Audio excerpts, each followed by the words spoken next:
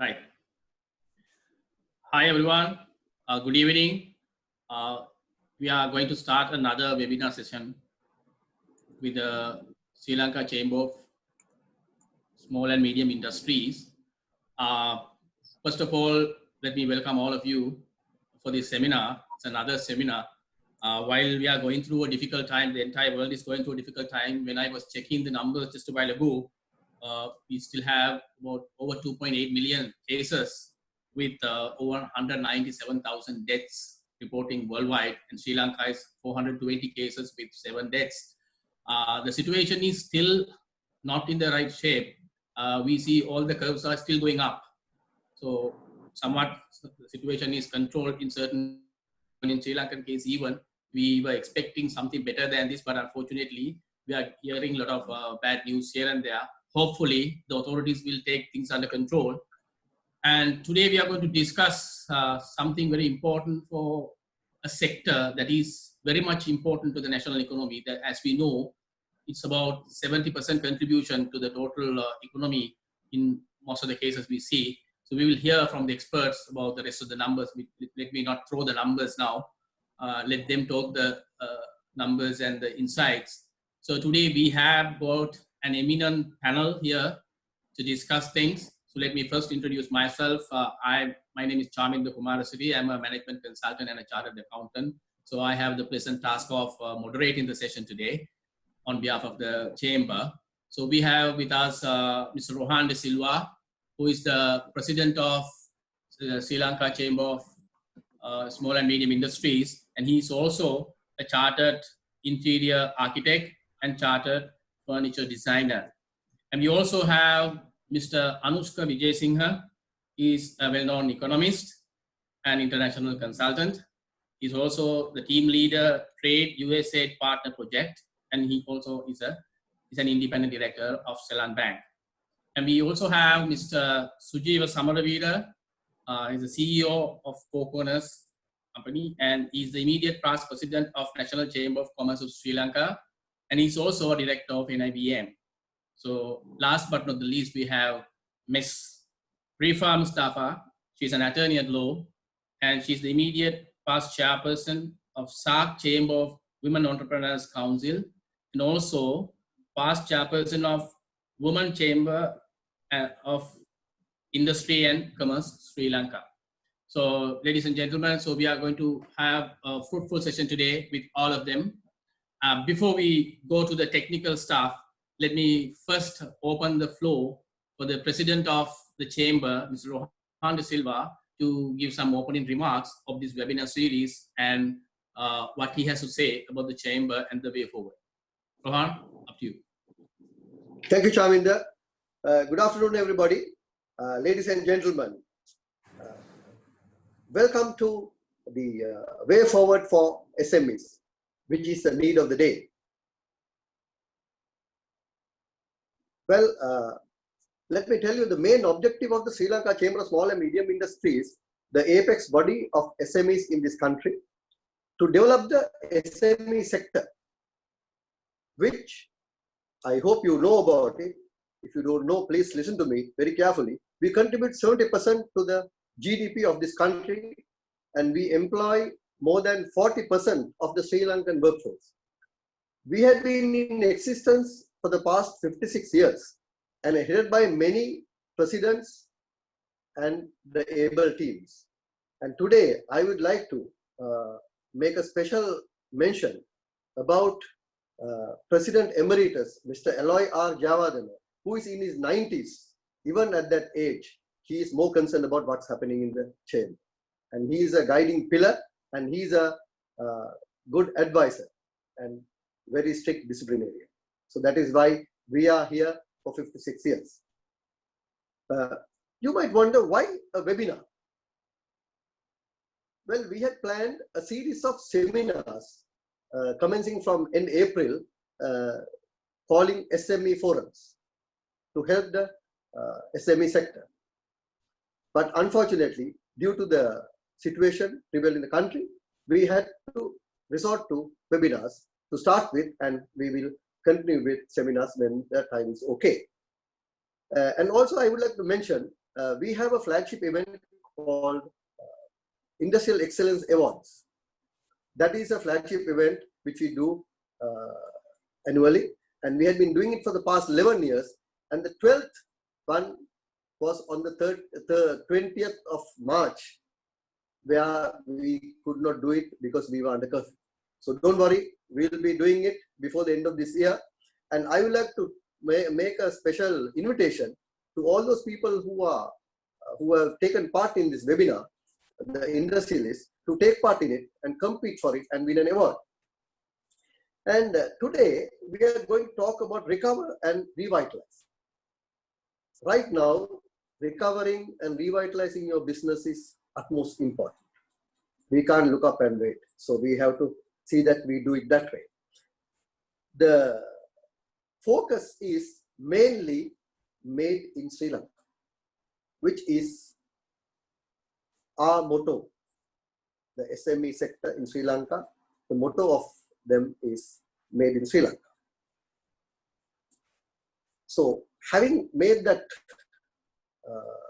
focus, our theme of this webinar series is Be Lankan, Buy Lankan, which is a very, very simple thing for anybody.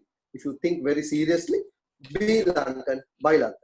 I wish you all the very best and success in learning a lot from these three key people who are eminent in the areas of they are talking of, and for the betterment of the SME sector of this country.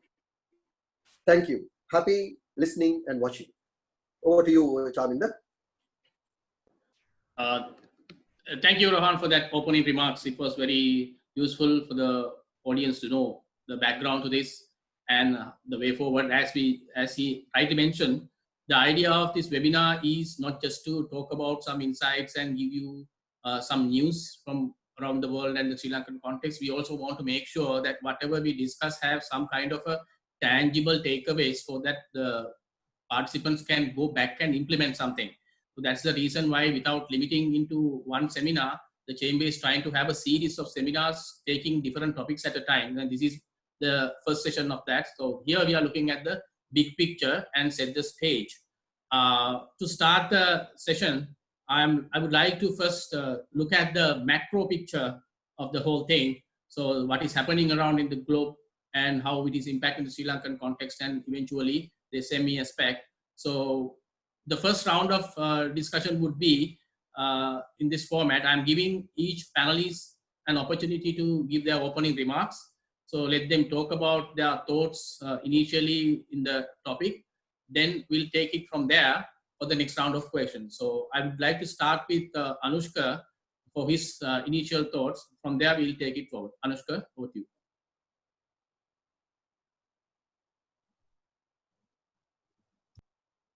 Thank you very much, Charminder, and it's a real pleasure to join this webinar exclusively for the Sri Lanka Chamber of Small and Medium Industries. And I'm glad to continue associating with this chamber that's doing so much for this backbone of the Sri Lankan economy.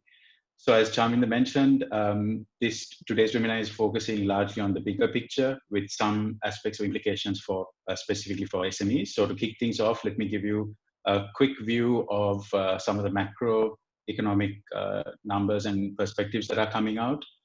It'll again be bigger picture, and perhaps in the Q&A, I'm happy to answer any specific questions and go into that. So firstly, on the global economy, I think it's clear by now to all of us that a recession is inevitable and that the shape of recovery is uncertain. I do have some thoughts on what the likely shape of that recovery, and perhaps we can get into that in the next segment of Q&A. But headline numbers suggest that the global economy will shrink by 3% this year, which is a lot steeper and sharper than the fallout of the global financial crisis and the recession that followed in 2009. A lot of people have been asking me, is the impact of SARS or the impact of GFC, the economic impacts, are those a point of reference, useful point of reference? On both counts, I would argue that they're not, because the scale is much sharper. On SARS, the big difference is that SARS hit China, the epicenter of SARS as well as COVID, at a time when China had just about joined the WTO, a couple of years into their global integration journey. So they were certainly not as systemically important to the global economy as they are today. Now China is over 15% of global GDP. Back then it was less than 5%. It's also different this time to the GFC, because the GFC, the impact started in one segment of one sector of the global economy. First the mortgage banks and then the financial sector itself before it spread. This time around, it's hitting all sectors simultaneously and all countries simultaneously. So these are some of the features that make this time much, much more systemically problematic for all of us. Now there's a partial rebound of around 5.8% of growth globally expected next year. But remember that this comes it is a low base effect also of low growth this year, but also it'll crucially hinge on, is there going to be a second wave? Is winter going to be another problematic peak for the US and Eurozone? But also it will depend on the things that are done by way of relief and stimulus measures in those economies. Will it be enough to see this kind of a rebound? Specifically on trade, which is an area I work particularly in, at the optimistic scenario, trade is set to decline by 13%. At a more pessimistic scenario where things worsen on both the medical side as well as the economic side, it could shrink as sharply as 32%. This is important, particularly for Sri Lanka's export markets, where growth in both of our key export markets are set to decline.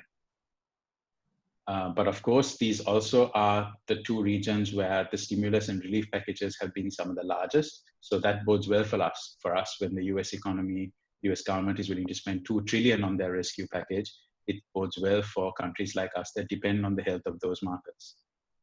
Implications for Sri Lanka, growth is likely to, according to the IMF, shrink by 0.5%. On the optimistic side, the ADB says a growth of 2.2%. I'm going to side with a more pessimistic scenario, at least for this year.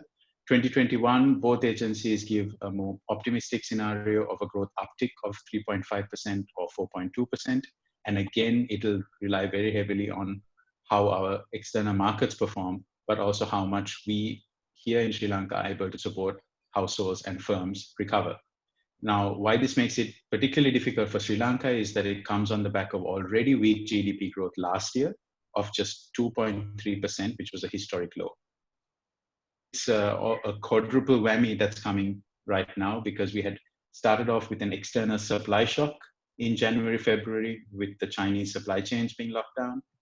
Then an external demand shock with the lockdowns happening in our key markets. And now a domestic demand and domestic supply shock because of the curfew and lockdowns making the economy also under lockdown. So these, of course, each of these shocks will ease up in different stages. But at the moment, this is why we are at a quadruple whammy. Again, as a reference point, if we take the GFC, why is it different? Sri Lanka is much more exposed to international capital markets now than we were back then. So we are at the mercy of what happens in international capital markets and credit markets. For instance, a flight to safe haven assets impacting frontier markets like ours. But also, unlike back then, tourism is a much bigger part of our economy, and it has much more multiplier effect in our economy. And as you can see, tourism is one of the hardest hit sectors for the second year running. So again, the impact to Sri Lanka of COVID is a lot sharper. Final thoughts on the macroeconomic conditions.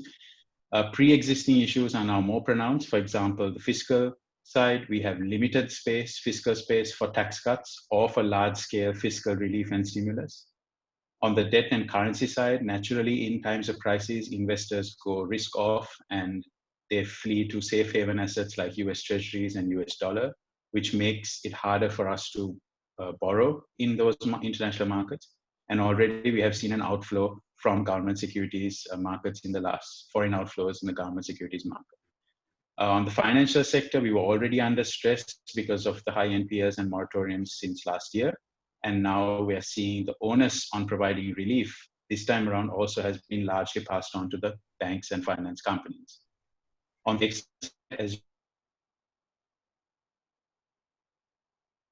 you know, especially exports. We all know that we are impact in tourism.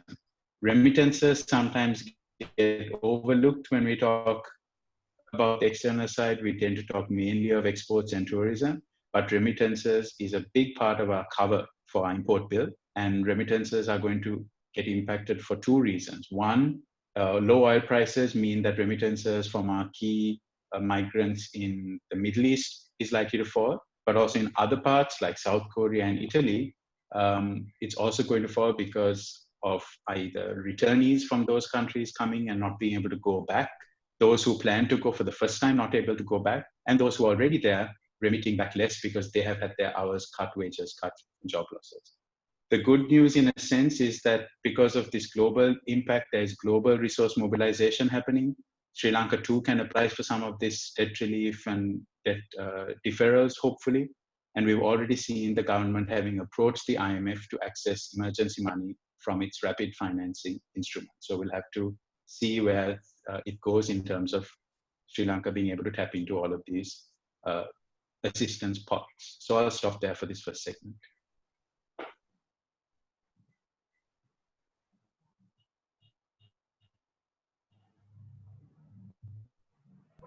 Right, Anushka. Right, Anushka. Thank you for your remarks. It's very summarized version, I believe, and I think these remarks that you mentioned are based on a lot of assumptions, even in the global context. The forecasts that they have made, IMF or whatever, they have made very serious assumption about the health situation also, right? So they're expecting the health situation to be normalized by the second quarter of 2020, and they expect a speedy recovery in most parts of the economies. And same with the Sri Lankan context, whatever we make. So we are making all these predictions with a lot of assumptions. Now we are living in a world with a lot of uncertainty, right? When we faced the Easter attack, we thought that was the biggest attack we faced during that year, and then we were expecting things to be better in 2020. Now the entire world is locked down this year, right? So we never know what is on the cards next. So I think it's very important for us to keep our ears and eyes open and be ready for any negativity, so that positivity will become a bonus. That's my take on. And also, Anushka, I will get back to you on some of these things in the next round. There are a few things that I want to clarify, especially in terms of the SME sector. And thanks for your initial remarks. We'll get back with some of the insights later. So next, I would like to move to Mr. Sujiva, because he has been heading one of the national agencies looking after these industries, and especially I know he has done a lot of work in terms of SME, and he has got involved in some policy framework. So before I throw any of my questions, I would like him to give his opening remarks. I'll take it from there for the next round. So Thank you very much. I think we really need to concentrate in our case. I would be more practical in the sense of not sharing any statistics with you, but being an entrepreneur, being in the trade, we need to really understand the difficulties of the business people, the community. Because some of the business community today are helpless and they're speechless and they have nobody to lean into and they don't know really where they stand at the moment. Unlike previous global scenarios, I think this is much more different. And as a world and as a country, I mean, we faced a few of these issues long time. Maybe the last year's bomb issue, maybe before that it's tsunami. I think it's much more different to all of these issues because this has different facets in terms of leading to the issue. So having said that, all that has impacted the local market. Local market where you and me and our business people are always playing around. So basically, we as entrepreneurs in this scenario is facing, I would say, about three major issues with regard to our continuation with this COVID-19. And this will also increase in time to come, and it hopefully this will go up by 6 months, but the effect of this economy is going to be more than for a year or so. Mainly, I would look at 3 or 4 factors. One is actually the market factor, which everybody is going to face, and market, and then of course market and consumer. Market always means the consumer. Then we are looking at the finance area where we need to build up our capital, what we have lost, and most importantly, the human resource area. Now, all these areas, especially if you take the markets, actually, if you look at the local scenario, most of our local markets have dropped because of the inability of people. Uh, People are unable to work, people are unable to move. So there is domestic trade has been affected. On the other side, if you look at the medium and the large sector where the exports are concerned, Anushka was mentioning about the impact of the world situation. As a result, we've lost almost all the world markets that we had. So we are into a very serious situation as far as the medium size and the small size companies are concerned. So we need to really look at how the large companies and the local, the extra large companies, the large companies, and the small companies can be together helping each other. We need to look at a synergy between all these companies. Otherwise, what will happen is that unlike other days, the extra large companies were managing their own. But today we come to a situation where they cannot manage because even some of the items are restricted in imports. So even the export items the sub-products of export items have to be managed and produced in Sri Lanka. So they have to look at developing this into a different sector, bringing in the large and small companies, medium companies, to try and support them with their manufacturing process or their service process or whatever the business they are in. Therefore, the effect of cascading it down into a small company, the medium companies in the regions can be developing on all these activities. Look at Japan, for instance. If you look at Nissan as a large company, 80% of their supplies are coming from SMEs. Of course, the standards quality has been maintained. Why? Because they had a very developed system of management of their supply chain, forward integration plus the backward integration, evenly managed, properly managed, and that has been a case of management for all of us in the world. So going back to that we need to have certain amount of synergies between those companies, small, large, and very small companies to come out. Now we can discuss it how we are going to do that, but at the same time we need to also understand sustaining our human resources. That's another important issue. If you lose the best man in your company, you're going to lose the business. That's a fact. That is how we understand being practical business people. If one person gets sick down the line in your factory has to close down. So that is the seriousness of this particular issue. So therefore, we need to work with the medical authorities. And at the moment, I myself is working, and we will come out with that, working with the Medical Association of Sri Lanka in trying to develop kind of a framework and action plan, how we should go forward, how we should have our health maintained to a level where we can sustain our business. Because if we do not concentrate on this issue, it is only one mistake that we need to close down the whole factory. So therefore, it's a very serious issue with regard to the human resources, especially not only giving them half pay or keeping them on, but more than that, we need to think beyond and see how we can provide a safe environment for the worker. Not only the worker in our working environment, of course, we must look at his household as well. So now this is the challenge that we will have unless we look at beyond that.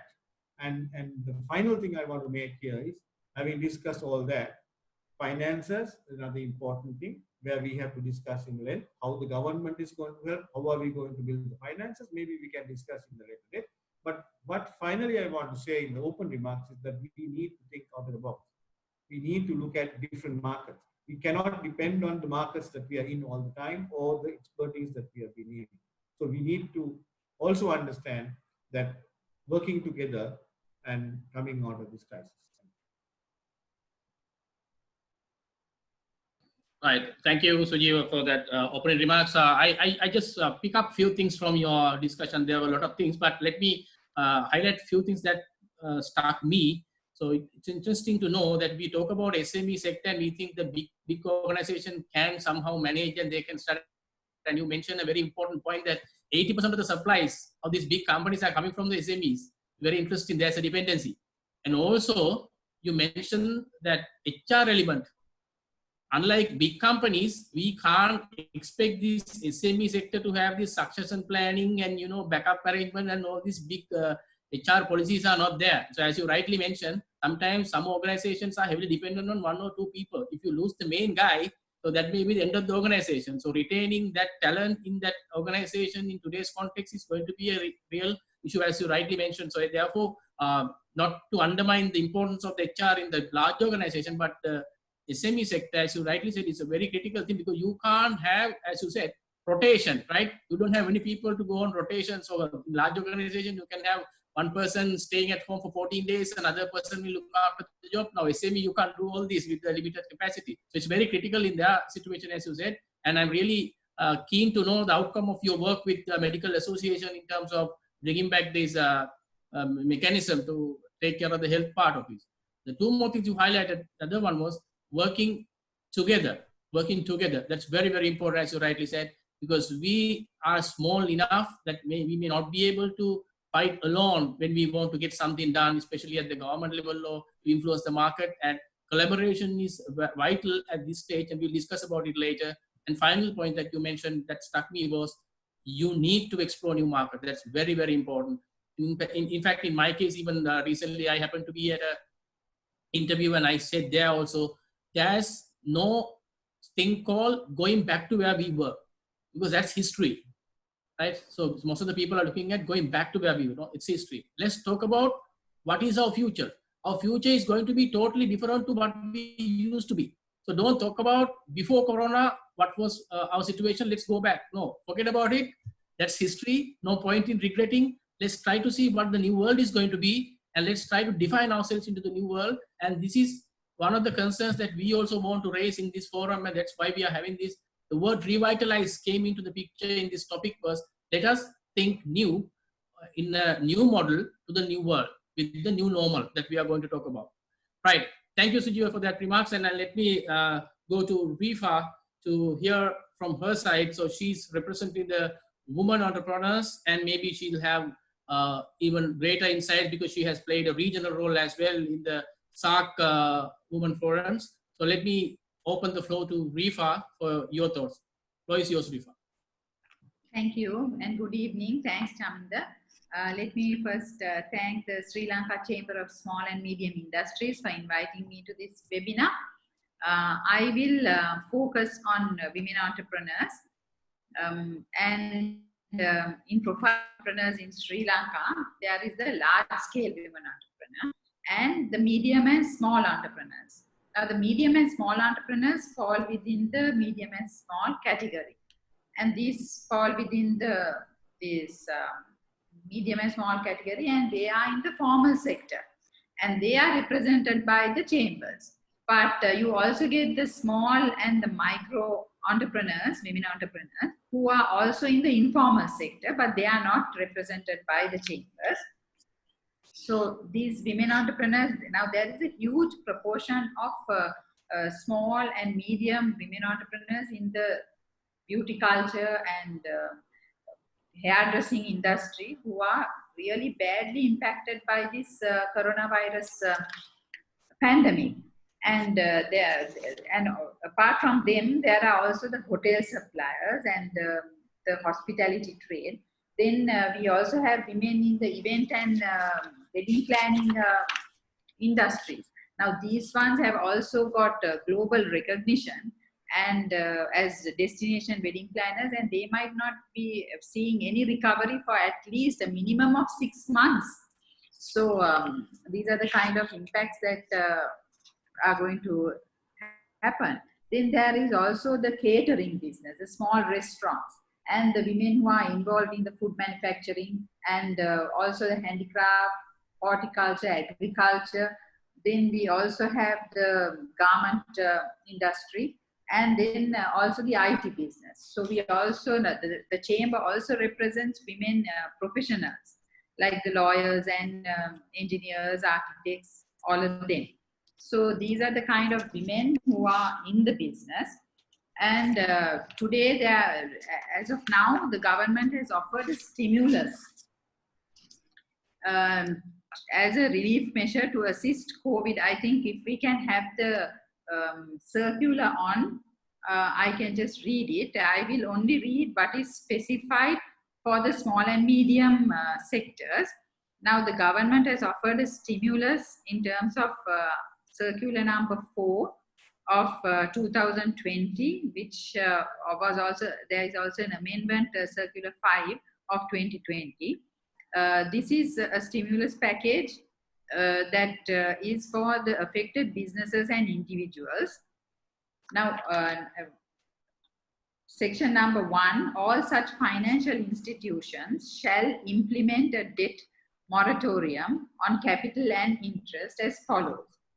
Section D, which is specified for small and medium entrepreneurs, a 6-month debt moratorium for affected industries in small and medium enterprises, tourism, apparel, plantation, IT, and related logistics service providers. Then section 2, financial institutions shall provide working capital requirements at an interest rate of 4%. The amendment was that a 2-month working capital will be given. So at a rate of 4% and waive off interest payments for at least 6 months for sectors in item what was referred to above. An interest subsidy will be included. Now the amendment also states that this payment can be made within 2 years, in a period of 2 years. Then section 3 says that the financial institutions are required to accommodate customers to submit loan applications for the above 1 and 2 until 30th April 2020. And financial institutions are required to finalize same within 45 days. So this is the stimulus package that has been offered by the government. And this will certainly, you can remove this. So this will certainly help. However, it should ensure that it reaches the segment of women entrepreneurs that we mentioned. Because most of the time, this is the challenge. Most of the time, the women entrepreneurs are left out of these benefits. Now, as in my experience as chairperson of Women Entrepreneurs WCIC, I have encountered many a time that when these benefits are offered, women entrepreneurs are left out. The reason being maybe due to lack of awareness or lack of knowledge of documentation or social or cultural barriers. These women are left behind. So it is important to see that these women get included and are able to make use of this benefit, because these women are very important in the economic ecosystem, and most of the time they are the backbone of the family economy. So it is important to see that somehow these women get included. And my suggestion for this, of course, we can discuss it later. And I think it is important to see that they are included and not left behind.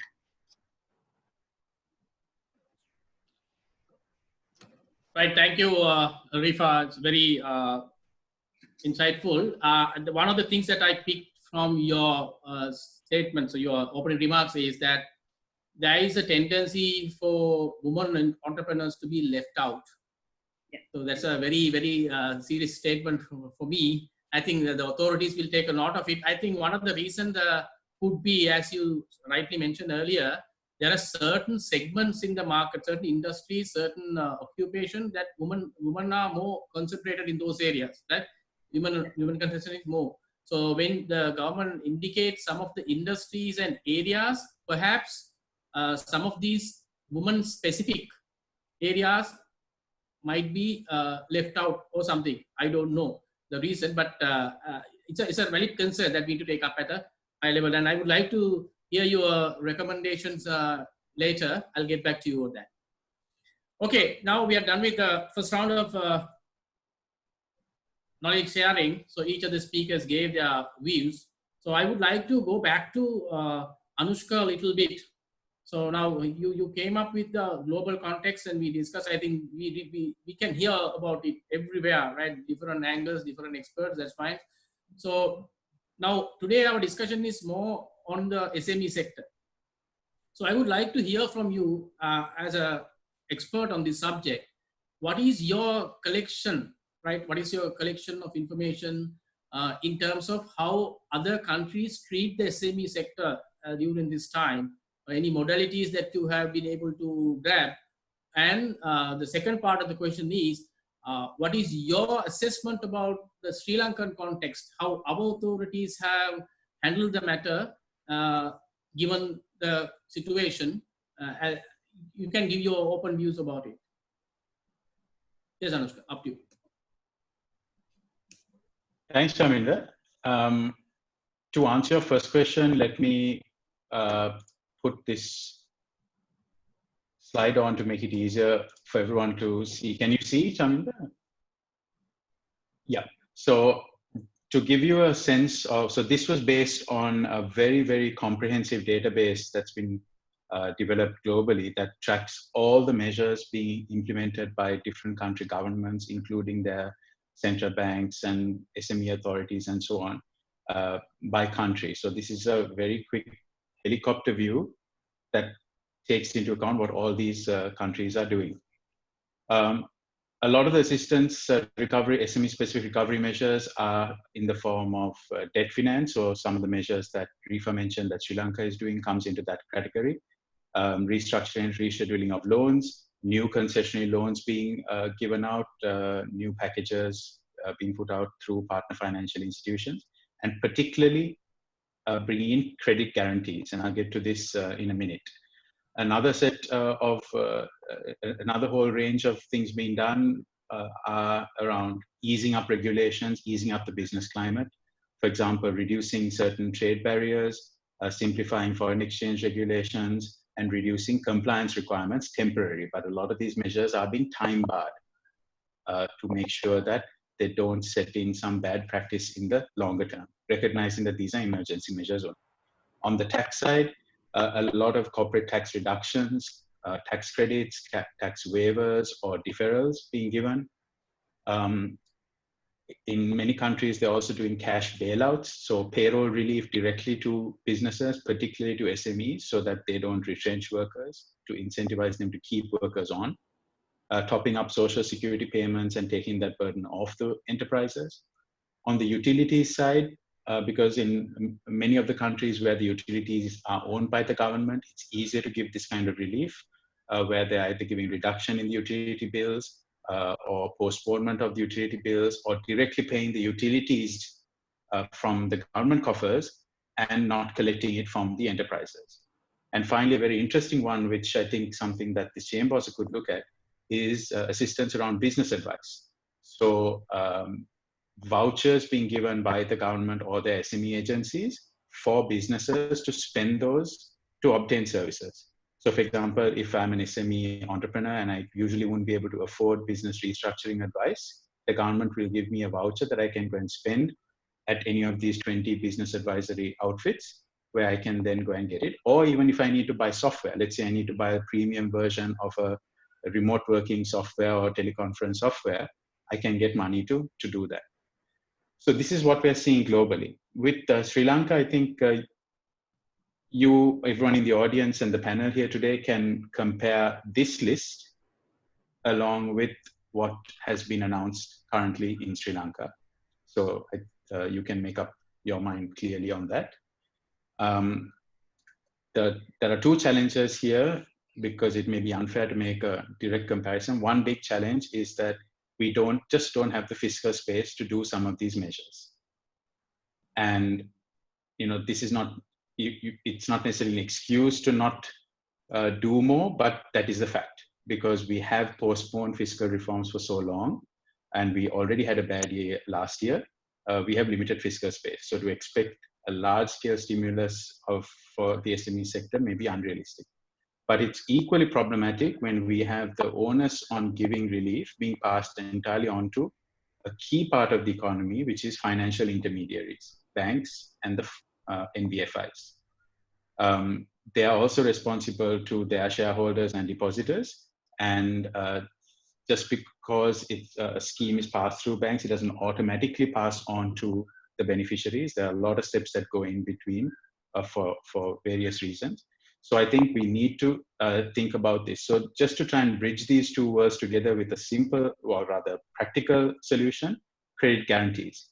I think we really need to look at this, and maybe it's something the chamber can push for, is credit guarantees. So even when you have the central bank of a country giving out a concessionary loan scheme or a refinance facility, the risk of the granting of those loans lies with the bank. The moment you bring in a credit guarantee, upwards of 75%, let's say, you take out that element of risk, which makes the banks more likely to lend to marginal customers or subprime customers. So I think that is an important thing to look at, where it's not just flushing the system with cash or even a refinance facility, reducing this element of risk aversion on the part of the banks, because remember, it's not as if the last couple of years were great years for the banks and NBFI sector either. So expecting them to really play the entire role of relief is likely to not yield the results. One quick comment to something that Rifa said, I'm also very concerned about this informal sector, and particularly women in small and micro enterprises. By only having the relief measures, or largely the relief measures coming through banks, you're almost penalizing those folks who hadn't got bank facilities, who hadn't leveraged. How do they get this assistance? One quick slide I'd like to show, Chaminda, is a bit of a reality check, and this is about, okay, if we have a smaller pot of money to provide relief, but we still want to strengthen the SME sector, where are our resources best placed? I would argue that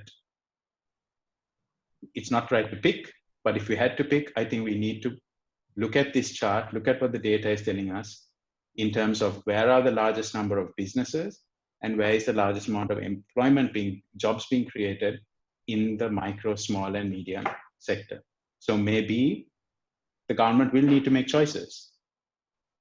Micro seems to employ a larger share of employment. Medium-sized firms, we know from the data that they not only have a relatively larger share of employment than small firms, but they're also a lot more productive than small firms, and they potentially have the ability to take on assistance and run with it and be prepared for an economic recovery. So I'm just putting this out there just to say, when choices have to be made in a limited resource scenario, this kind of picture may help.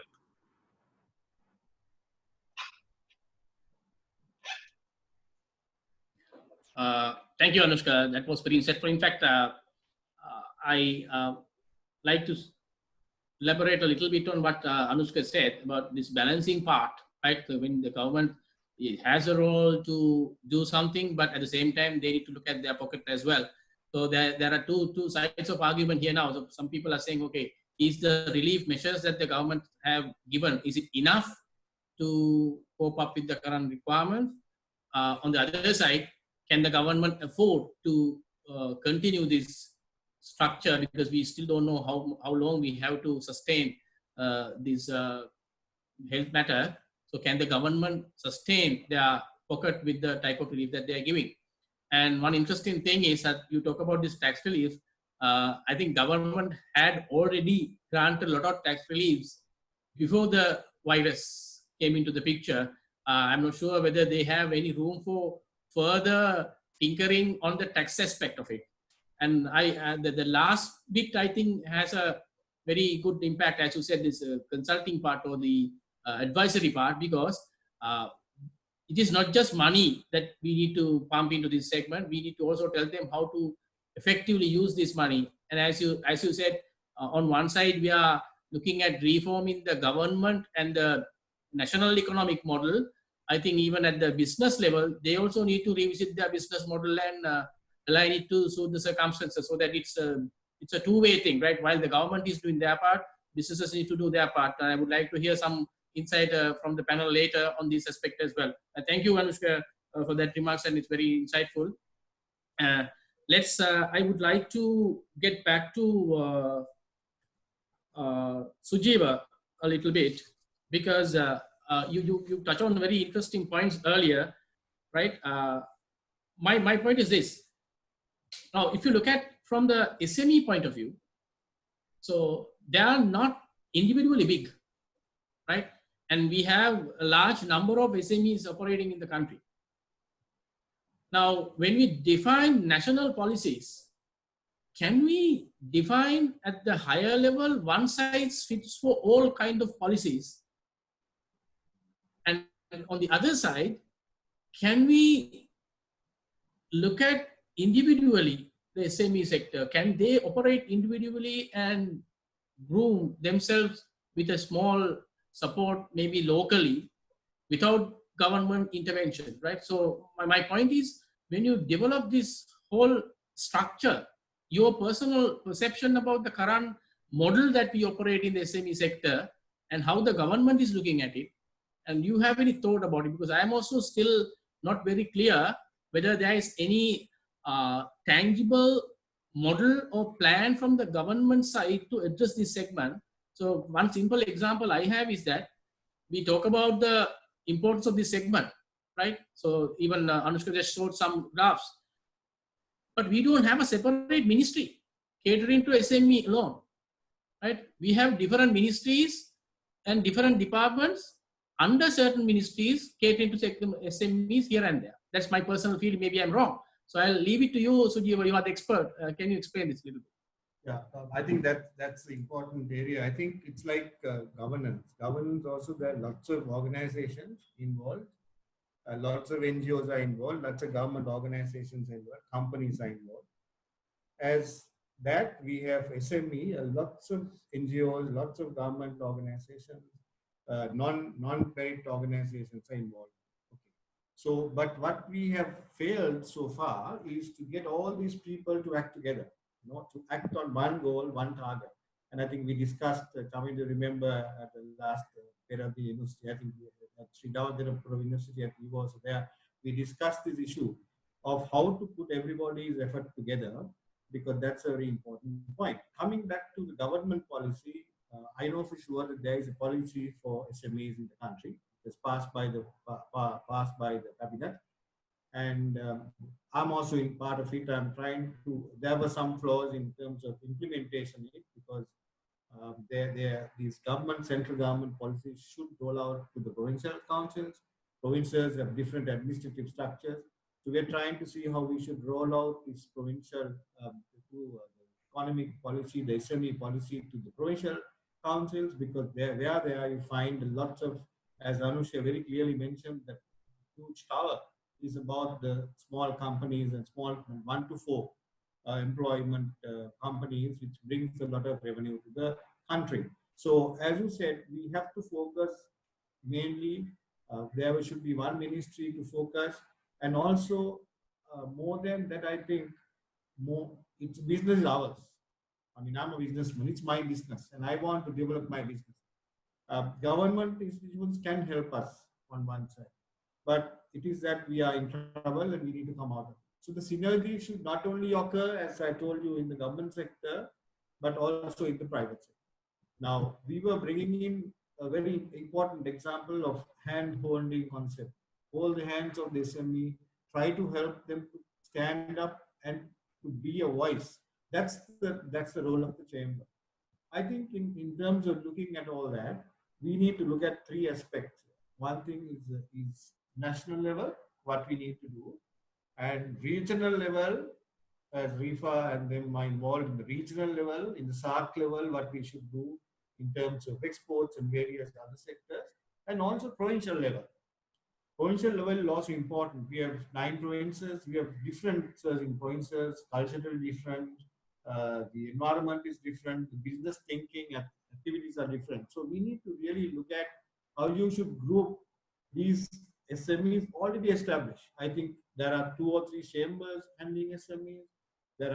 there is in the kacheris, in the provincial councils, there are officials who are specially focused on SMEs. They have lists of people, what business are they doing, and more the bigger chamber like the industries chamber, I know they have lots of data with regard to SMEs. Now it's time to put all the data in terms of putting an action plan towards achieving the goals what we want, because we need to practice what we talk in business. If you don't do it within the very short period of time, I think we are going to fail. So my thinking is, to answer your question, yes, the government regulation is there. We are trying to change some of the regulations and to adopt some of the new techniques to support the provincial rural development or business development. At the same time, you have to bring in the synergies to the bigger companies. They have to start now rolling out their shares to the small companies. And the small companies can push it down to, and it will cascade down to the larger pillars of the local company. You must understand that this whole scenario works, that even if somebody works in the factory, end of the day, that economy, that person, that girl who works in the factory goes and spends that money in the village. So that is how the circulation of the economy has to be there. And I think we at the moment, the circulation is not there. So more importantly, where the larger companies should understand is to share some of the businesses that they have in terms of service and goods, pass it down to middle and small companies and try to support them. Because if you isolate the big companies and say, okay, I can talk to anybody and get my things done, coming into financial loans, any company get any bank loan, just if the managing director visits, I think you know it because you were a general manager of a state bank some time back. So you know how it is. And for SME to go and talk to the bank manager, I know for sure how difficult it is. And I have so many people giving examples. There is a central bank director in charge of SME banks, which is a good guy. How much we can get help from him to support. But at the same time, as Anushka said, as you all know as bankers, people can't be supported all the time. But why can't we get a buyback arrangement with a larger company, which you can support? The banks can support, for example, a very large company can give certain amount of business to a small company, which can be sort of organized through the chambers. That is our role. We should bring our bigger friends, bigger brothers into small brothers, and now it's our time up to manage them, right? So after that, if we give you all certain amount of guarantee, showing the business, buyback arrangement, the bank should be able to give money. We're not trying to ask for the bank, as you all know, to risk the bank. Bank should take a risk. I always say that. Banks are there to take risk, not only the entrepreneur. But actually the government has given certain amount of funding to the banks to disperse amongst the small and medium industry, which has not happened. And some are political, some are pure cases of negligence from the bankers, which have many reasons, and I don't want to talk about it right now. But let's have a system now in place, at least through the chamber, strictly bringing these synergies together, bringing this business in numbers. We talk numbers now because we have no time to talk of theories and practices and all that. We need to put our practice. So what my urge to all the private sector big guys is to come up together. Now it's time up for us to get together and survive. So that's one thing. And then of course we must look at regionally where we are refined. Then can look at SAC, where we should work together. And provincial level, we need to understand their skill sets and various competitive advantages in those districts and areas like provinces, to see how we should put together. I think the chamber is a good purpose vehicle to bring all things together.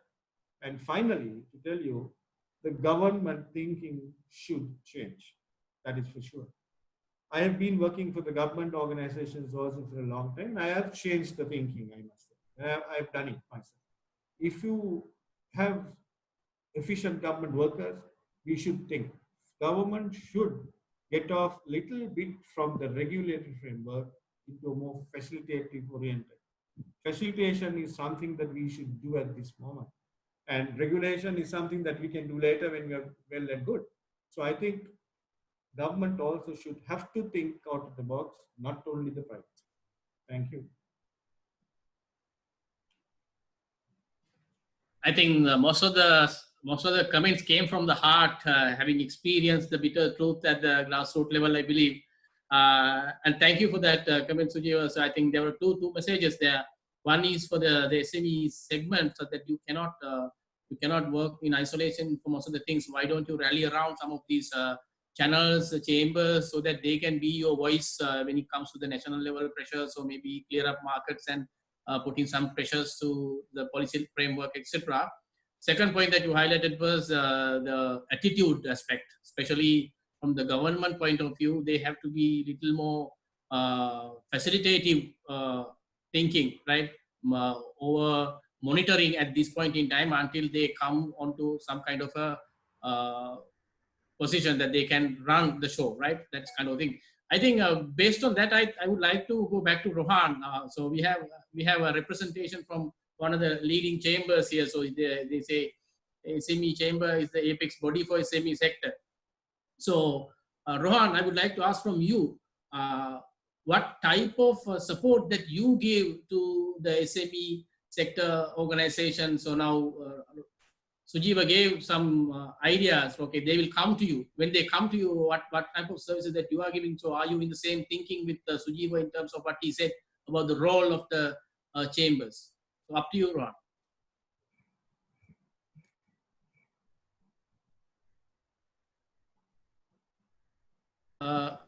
Rohan, your mic is on mute. Sorry. I'm very much with you, Charminder, and Sujiva, what you mentioned was very right. So what we, and also with the other two panelists also, I'm very much with them, in line with them. But let me tell you something, what we have been doing is we were taking case by case. When an industrialist has a problem, they come to us and we try to solve it for them. And either we go to the high authorities or whatever, with the government officials or whatever, then we used to, actually we have solved most of the problems. And the industries are very happy with us. But on the way forward, what we thought was, when we talk to these industrialists, as Sujiva very rightly said, they work in isolation. That is the biggest problem what is faced by the SMEs. The second thing is the attitude problem. They have an attitude, the government must help us. I think we must stop that and we must become SMEs, right? So we can manage our own things. We should be able to manage our things on our own. Why do you want to depend on what? Of course, in a scenario like this, government will have to step in and help us out.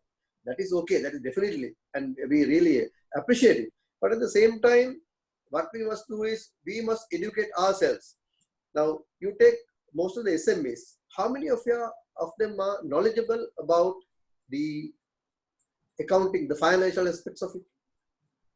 Most of the people are not very eloquent with it.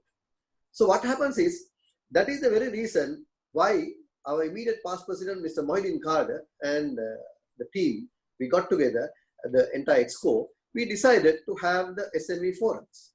The SME forums will give the industrialists to think out of the box. Right now what happens is, if Charminder can manufacture something good, you think there's no end of yourself and you go on with it. And through the process, you can hit your head on the wall and then only you look back. You are in trouble, but you are a very good manufacturer. You are a superb fabricator. But where do you stand? So this is what we must educate, and we must develop our SME sector with all aspects. But they don't need to be financial wizards. They don't need to be IT wizards. But at the same time, we must have a balanced knowledge base where they can sail their boat without any problem. Over to you, Charlie. Right, Rohan, thank you for that. And I think we can further elaborate on the services and facilities available. You have your website, and whoever is joining here can reach out to the institute and get that information done. And in the meantime, I must also remind the viewers today, You can also raise your questions through the question and answer panel. So we will take up those questions in the third round once we are done with this one. Okay, with that remark, let me move back to Rifa for a while, because remember you at the initial remarks you talked about the government relief package and how the women has been neglected, etc. And also you wanted to talk about the implementation aspect of it, that you have some insight about it. So I would like to listen to that part now a little more elaboratively.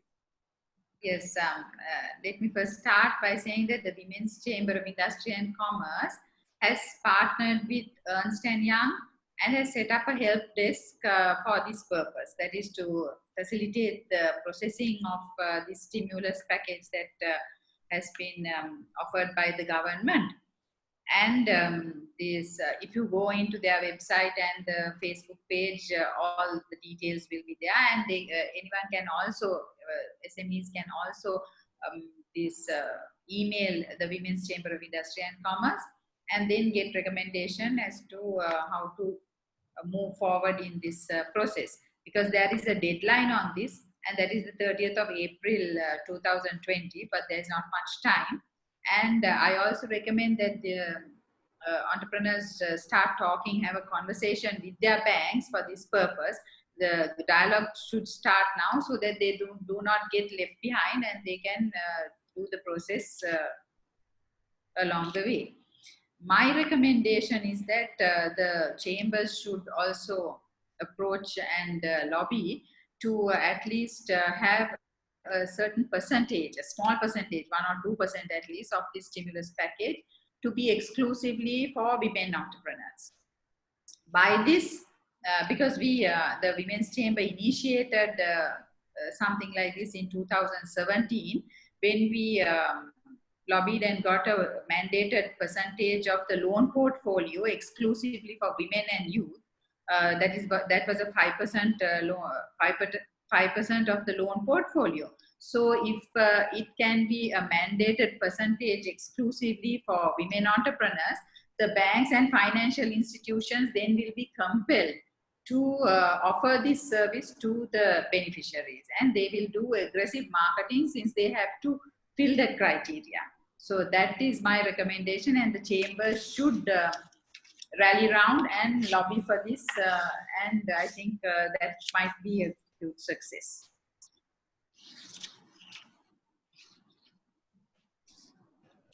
You're done, Rifa? Yes, that might be, yeah. Okay.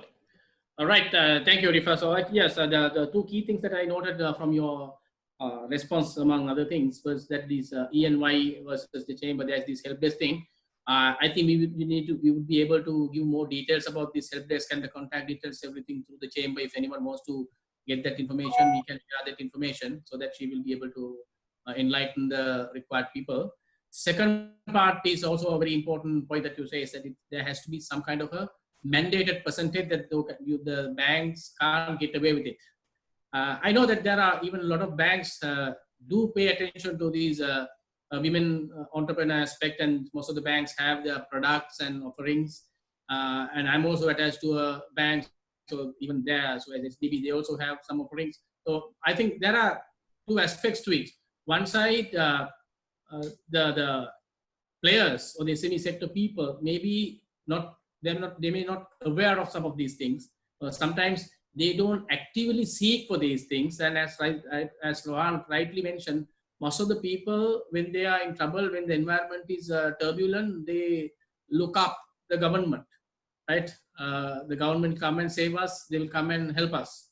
So that mentality is there in most of the cases. And then I think the best thing, as I earlier mentioned, rally around these chambers and the forces that are there to represent you, so that way your voice will be much more bigger. Okay, so we are going to take up some of the questions from the Q&A thing. Before that, I have one question back to Anushka.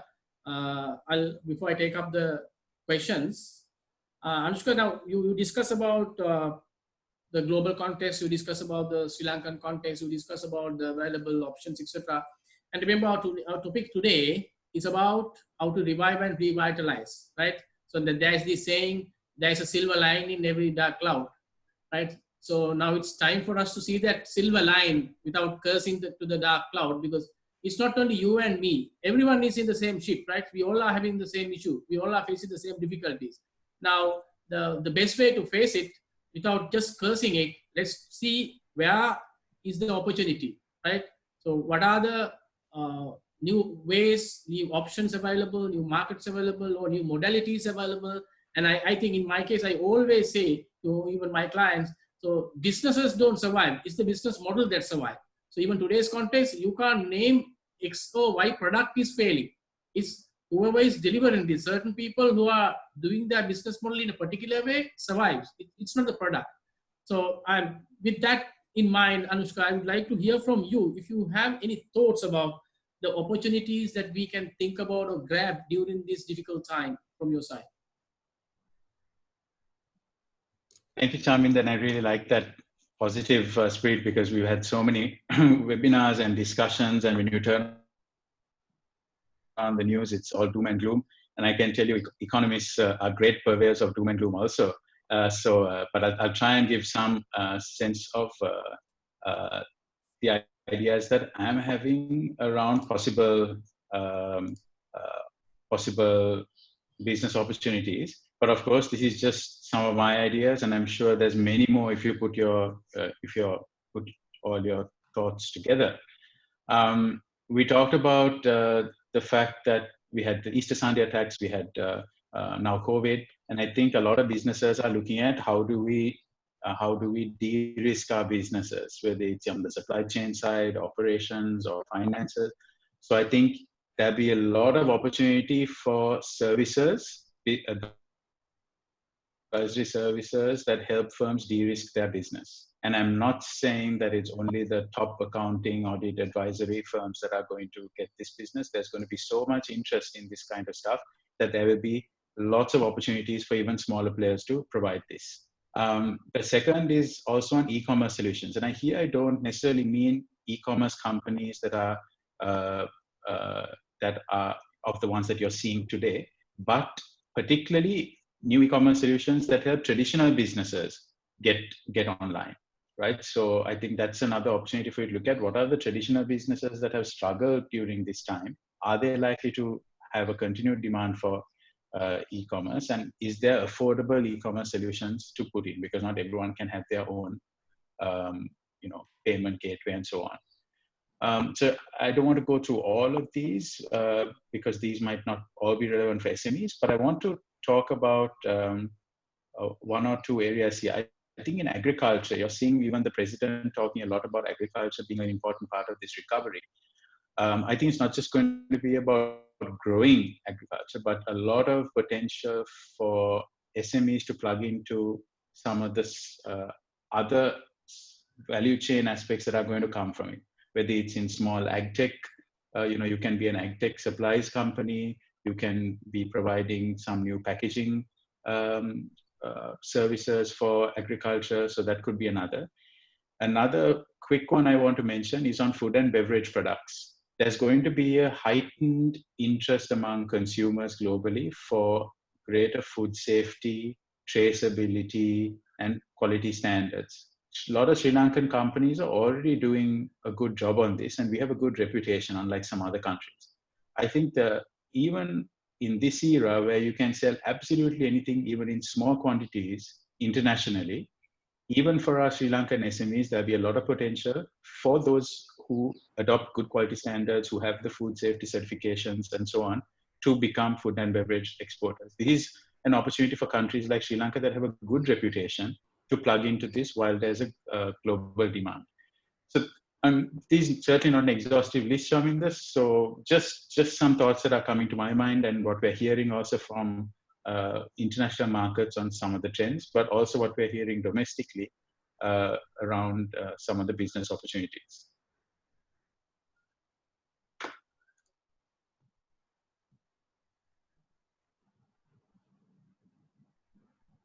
Right. Thank you, Anushka. Now, we have heard enough from the panelists. Now, we have a whole lot of questions, by the way, so I don't think I can handle everything. But for the benefit of the viewers, I must say that there are certain questions uh, about the government relief package, right? Whether the government can do this, government can do that, can they consider this? But unfortunately, I don't think this panelists will be able to answer that, because that's something that the government has to take a call on it. We can only make a voice. But one suggestion I can make, Rohan, at this point, Rohan, in this Q&A, there are a lot of questions about certain suggestions to the government about certain specific provisions or relief packages for SMEs. And there was a question about any incentive on labor cost, right? It is salary payment related government circulars, right? Can we pay, because now people are staying at home, but still you are paying the salary. Our labor laws are a little tough. So can we do something about it? So there are there's a list of questions like that. But I suggest Rohan is to take these questions, and let's see as the chamber how far you can influence those authorities and government to get the benefit, because I don't think here we can commit anything as panel. We don't have any representative from the government. So therefore, I will, for the time being, don't be upset, because we are taking on your questions. We will take care of those, and we'll see what we can do from the chamber point of view. Let me try to answer some of the questions that the panel may be able to respond. There's one question about, isn't it a good time for the SME sector to revisit your production model? That's the question. But I would like to add it, extend it a little bit. Not only the production model, isn't it a good time for you to revisit your entire business model, right? So I would like to get some insight from the panelists. So I don't want to throw it to any particular person. So who wants to go first? You can give your views. So isn't it a good time for us to revisit our entire, because now see, we used to plan based on the last year plus next year forecast, progressive planning, rolling budgets. So all this is out of the window now. So we have to start with the blank sheet now. World is changing. So in that context, I would like to hear from the panelists. So how would you suggest that the SME sector would revisit your business model in the current context, and keeping the new normal in mind, whatever is going to come? Who wants to take it? Okay, I will take Yes, it you. as usual, because I am into business. Now, if you look at, we have already, some of the SMEs and large small companies have done the changes right now. Because I can understand some of the companies who are doing various other jobs, like for example, if some companies must be doing electrical installations, companies have started manufacturing goods for this COVID disease type of thing. Some organizations are diversified into various new methods of medical equipment that they are supplying. So now they've understood that the same business model is not going to serve them all the time. If they have the material available with them to manufacture, they have already started manufacturing. The second important point is that these are things that's happening because you can't underestimate the present business community also, because they are also outward thinking and they've also done something different.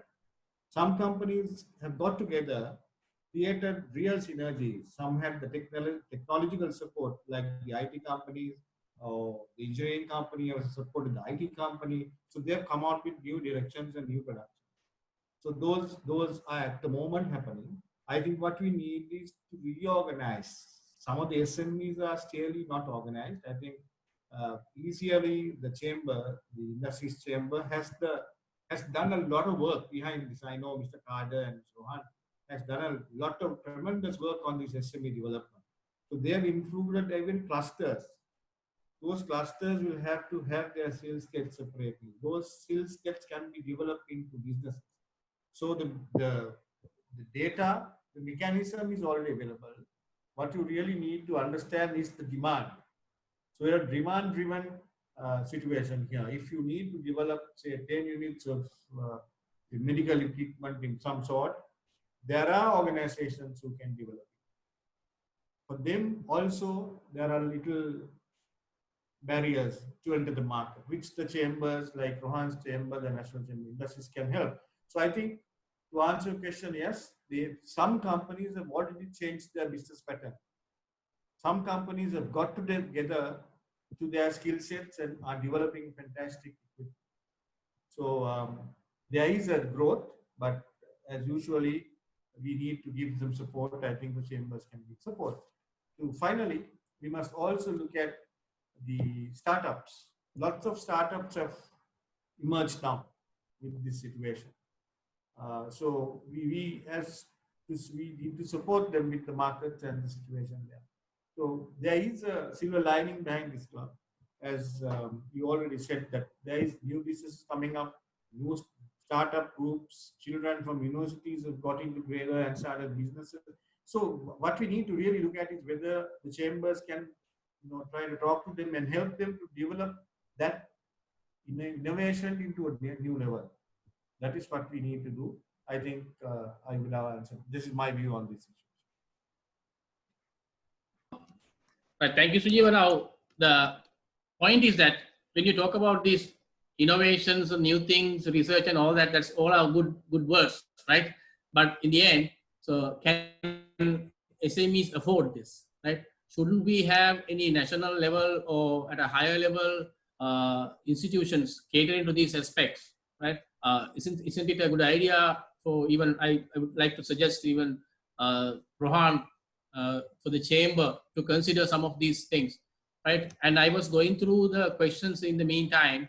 In the interest of time, I may not be able to tackle everything, but I will quickly read out some of these questions, but most of them are not answerable at this point in time, because most of the questions, for example, there were a few questions on the government loan schemes, right? The questions were mostly directed to the fact that now the 30th April is the deadline, and the central bank has to process it within a certain number of days.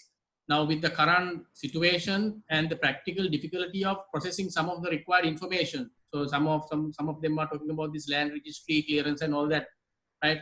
And then various other things. So how feasible is it for them to go and get these applications processed within the states? I think, as I know, Rohan, the chamber has already discussed about an appeal to be made to the government and authorities to extend the deadline in this current circumstances, because even when these relief packages were announced, there was an expectation to open up the country soon, right? Even there was an attempt to open it up on 22nd, which had to be extended afterwards.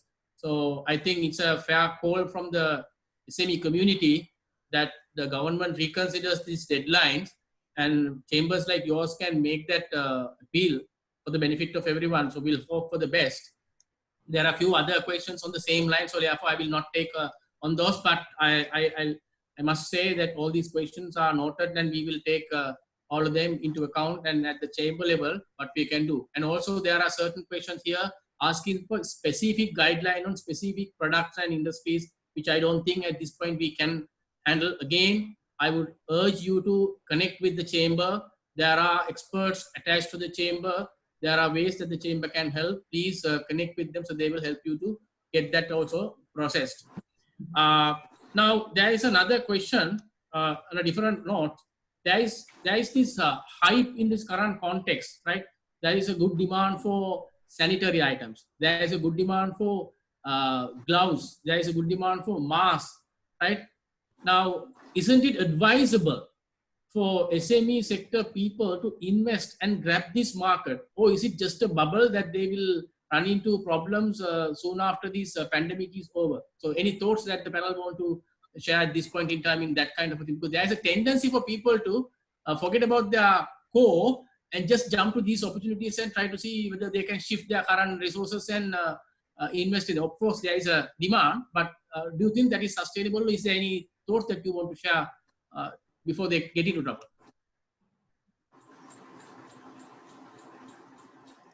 Anushka, you have any thoughts? So do you think they are sustainable business? Maybe I'll ask. So maybe I think Rifa want to make a comment. I'll let Rifa go first, and then I'll come in, because my point is. Sorry? Okay. So Rifa, go ahead, Rifa. Okay, sure. answering that question, Chaminda, few days ago in a webinar, Sandra Vanduragala just addressed us, and she was talking about how once this COVID crisis, the pandemic hit Sri Lanka, they went into planning, and then they started producing these face masks for the public, not the medical face masks. And as a result, they were able to sustain the business. So, and now they have got into other projects. So what she was saying is grab the opportunity. And in any crisis, there is an opportunity, and grab that opportunity. So I think that is something, that was the message that I wanted to give.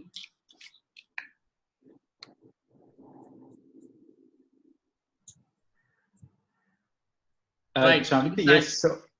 Yes, so I think Rifa is right. Celine is one example of how they have quickly done that. You have other examples of companies that weren't directly in the business of, let's say, sanitizers. You know, famous the example of Rockland distilleries that started doing coconut-based, coconut spirit-based disinfectant and sanitizer.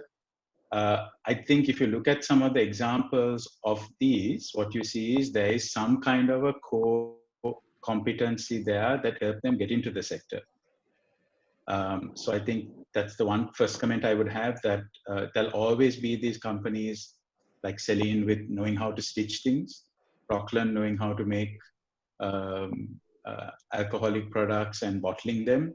So they had that basic competency to then latch onto it.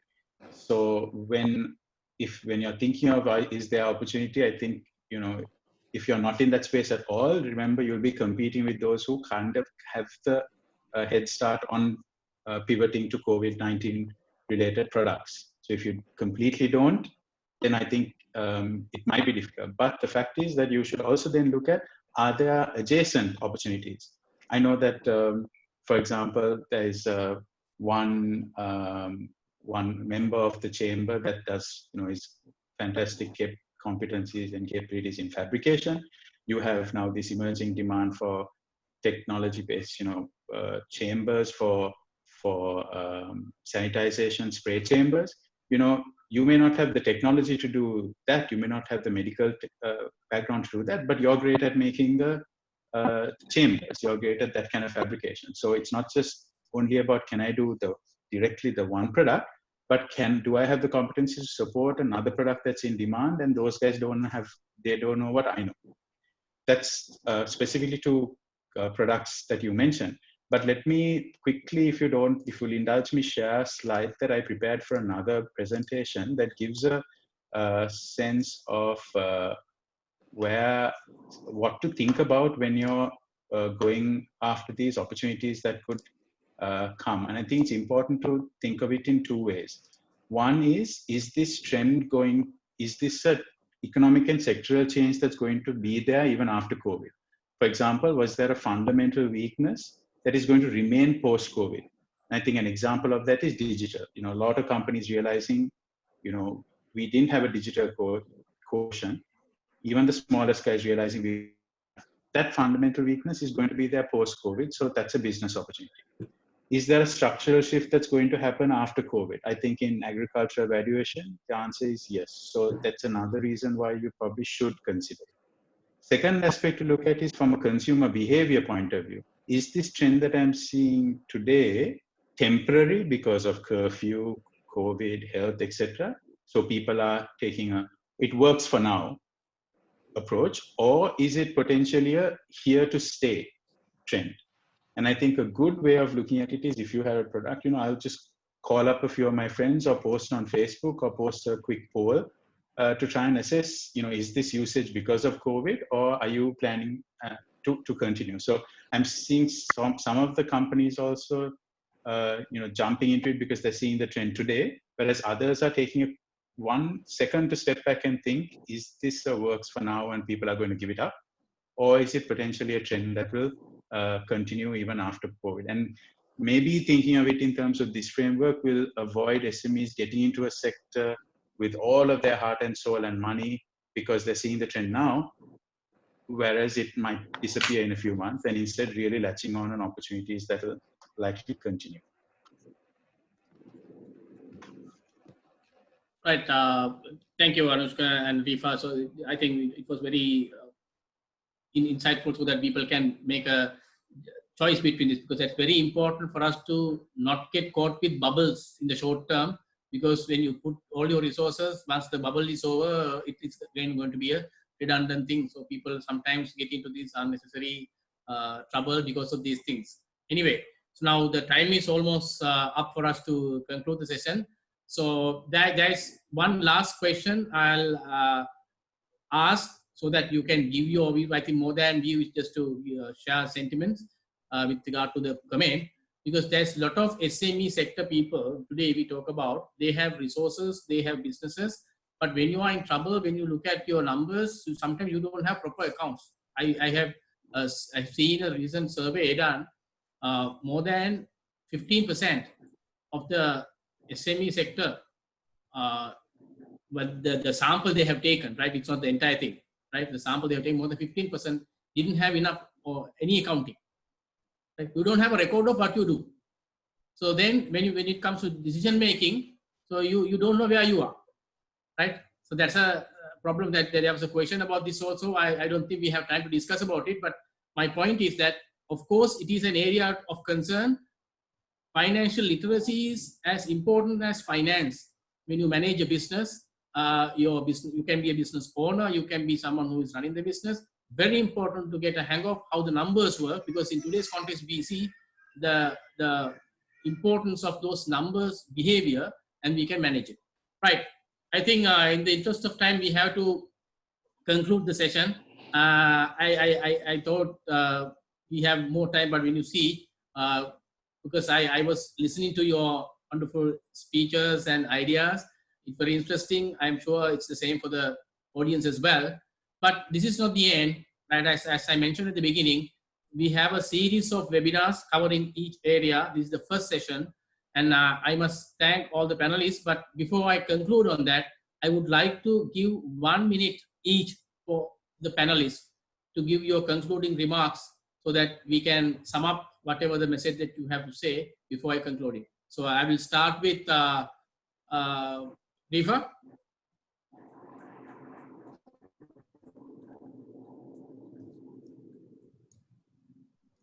Yeah, in conclusion, what I would like to say is that look at the pandemic as a challenge, embrace it, and move forward in the new normal.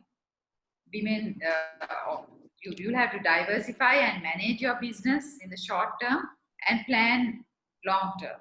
Support your business and the economy and the country. And don't leave your resources idling. Revisit and realign, and you will come out of this pandemic as a winner. Excellent. Thank you very much, Rifa. So shall I then go to Sujeev? Yeah, what I would say is, yeah, now you have to understand that businesses have up and downs. Businesses can do well, and sometimes businesses can come down, and that's something which is natural. There can be reasons for it. You should not get discouraged, because if you get discouraged, nothing is going to happen. If you take bigger companies in the whole world, they failed. Even Toyota has failed, and they've come up. Lots of companies have gone through the same circle. So it is not something that as business people, we are worried. We are worried about paying the salaries. We are worried about running our businesses, competition, costs. We are more worried about collection of money, collect the money, because we have no money, the market has no money, our suppliers and our customers don't have money, so we need to sustain this. So these are nightmares that we're having. Every businessman who has a company has all these things in their head. Look at something positive, don't get discouraged. Try and get as much as help that you can get from the government. Chambers are there to help you out. Maybe we can't give you money, but we'll support you with moral support, and we'll give you some support on the business development side. So be positive, and this is not something that is only happening to Sri Lanka, or not only happening to yourself as a businessman, that is not the only company that you can't pay your colleagues' salaries. It is some other companies also cannot pay. Bigger companies have cut down 60% of the salaries. As SMEs, small and medium sales companies, we have still not started cutting our salaries down. So it's a positive thing. So we are more considerate about our workforce. We have to have a positive thinking that we are coming out of that, and our companies will do well, and we will reach larger levels in our own thinking. So that's my thinking. I think we should think positive. Thank you. Thank you, Sujiva. So, Anushka? Thanks everyone for all your great comments. Also, it helped me think about things, new things and new ideas. And thank you, Chaminda, for your great moderation. So my closing thoughts would be probably on 3 items. First, starting with the macro. I think we need to be ready for it to get a little bit worse before it gets better. If any of you are thinking about what is the shape of this recovery, is it a V, is it a W, is it an L, is it a U? I would, I'm not a betting man myself, but if I was, I would put my bets on a swoosh. Think of the Nike logo. We're still on the way down, and I think it's going to get worse just before it starts getting better. And even when it does start getting better, it's not going to be like a V. And we should be prepared for it to be a slower, steadier recovery. But as you may notice on the Nike logo, where it ends up is higher than where it started. So I think we are going to get there to that point. Our country has a lot to offer, and our SMEs have a lot to offer. So I think that's the shape of the recovery. The second point is that Sri Lanka is not a rich country. So while I did put up a slide about the recovery measures being given by other countries, the stimulus packages, we have to be realistic. There is not going to be a stimulus package of 2 to 3% of GDP like some of the other countries. It's going to be probably less than 1% of GDP, and it's not going to be enough. And all of us are going to feel like it's not enough, but that's the reality. So I think the amount we can expect from the state to be able to support financially will be limited because of the nature of our country. So moving from the macro to the micro, I think folks like Rifa and Rohan and Sujeev would capture it much better. But I think it's a good time for businesses to put the business in the mirror and see, what's missing, where do I need to trim some fat, take the business to the gym almost. And when we're thinking of some of the new opportunities that could come, unless the core is strong, you might not have that extra energy to spend on doing new things that will come with the new opportunities. So I think while looking at some of the new opportunities, really focus, really look in the mirror, really go to the gym and strengthen your core. Because if you don't do that, you're not going to have those resources and energy to take advantage when the growth recovery picks up or when you have new opportunities. So that would be my closing message. Thank you, everyone. Thank you, Anushka. It was very inspiring. So I like that Nike logo aspect because don't expect things to move upwards tomorrow onwards. As you rightly said, we are still battling with the health matter, right? So the economic consequences can be even worse than what we think because we are yet to hit the bottom on that side.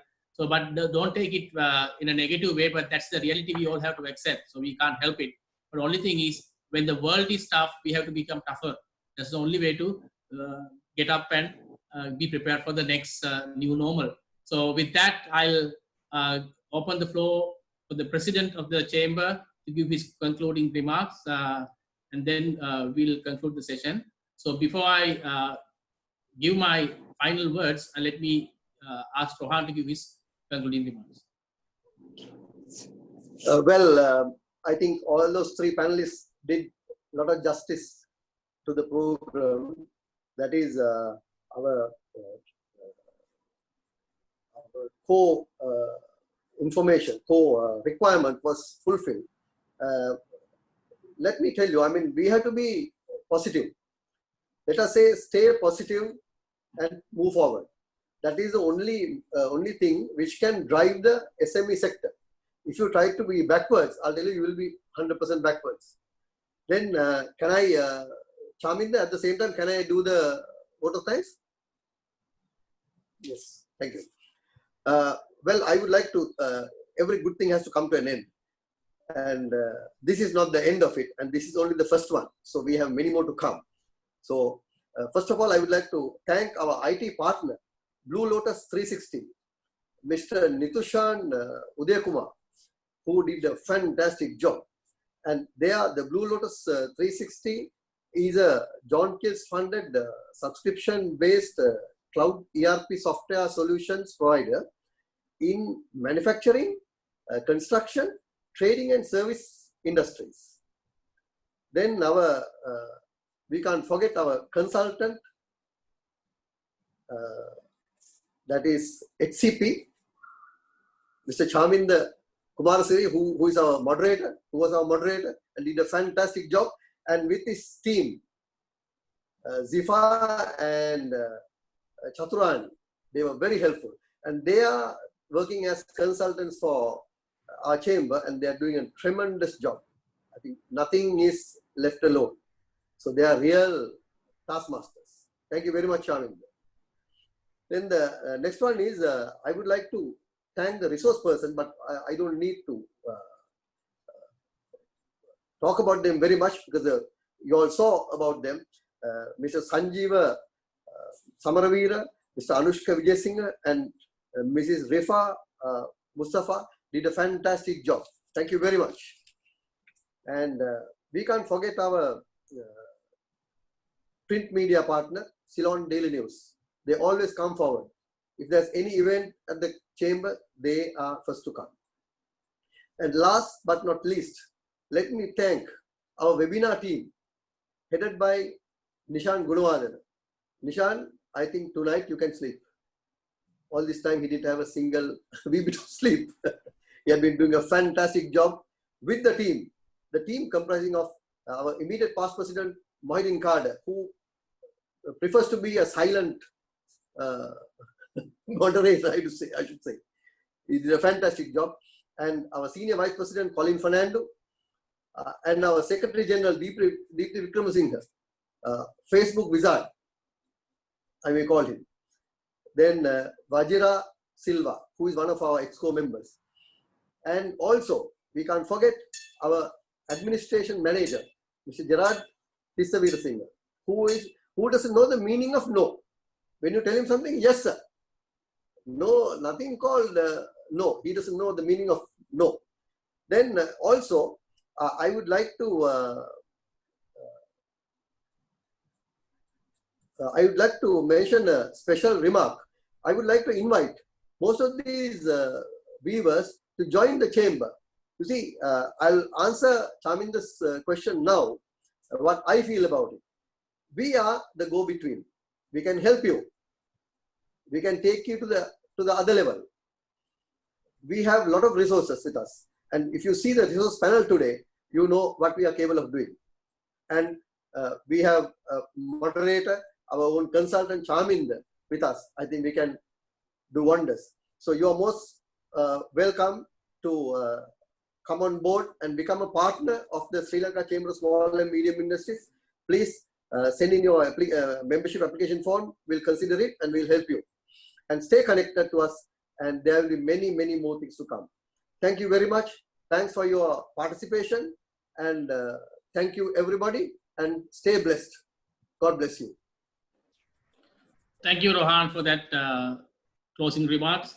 So that's the end of the session today. So, but we are not yet done. So we have a few more sessions lining up.